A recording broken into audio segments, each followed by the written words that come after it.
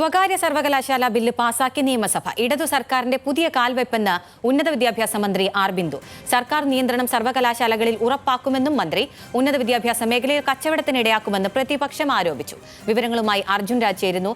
അർജുൻ, എന്തൊക്കെയാണ് ബില്ലിലെ വ്യവസ്ഥകൾ, മാനദണ്ഡങ്ങൾ? പ്രതിപക്ഷം എന്തൊക്കെയാണ് ആരോപിക്കുന്നത്?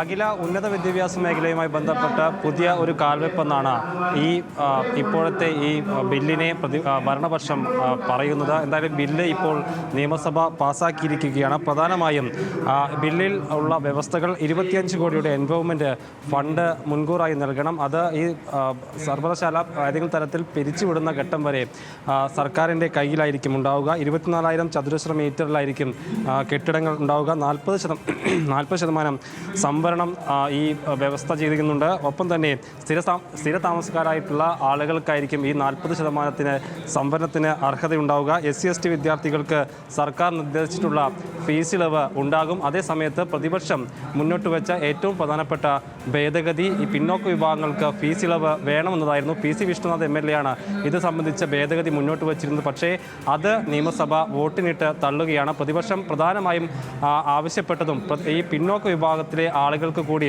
ഫീസ് ഇളവ് വേണമെന്നൊരാവശ്യമായിരുന്നു പ്രതിപക്ഷത്തിൻ്റെ ഭാഗത്ത് നിന്ന് ഉണ്ടായത്.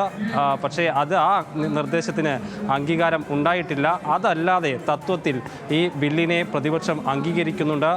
സ്വകാര്യ സർവകലാശാല സംസ്ഥാനത്തേക്ക് വരുന്നതിന് പ്രതിപക്ഷത്തിൻ്റെ പിന്തുണയുണ്ട്. അതിൽ പ്രതിപക്ഷം ഉന്നയിക്കുന്ന പ്രധാനപ്പെട്ട വിമർശനം, ഇത് എത്രയോ വർഷങ്ങൾക്ക് മുൻപ് സംസ്ഥാനത്തേക്ക് വരേണ്ടതായിരുന്നു. പക്ഷേ അത് ഇടതുപക്ഷത്തിൻ്റെ പ്രതിഷേധം കൊണ്ടാണ് അത് ഇത്ര വൈകി എന്ന വിമർശനമാണ് പ്രതിപക്ഷത്തിൻ്റെ ഭാഗത്തുനിന്നുള്ളത്. ശരി, സ്വകാര്യ സർവകലാശാല ബില്ല് നിയമസഭ പാസാക്കിയിരിക്കുന്നു. വിവരങ്ങളായിരുന്നു അർജുൻ രാജ് നൽകിയത്.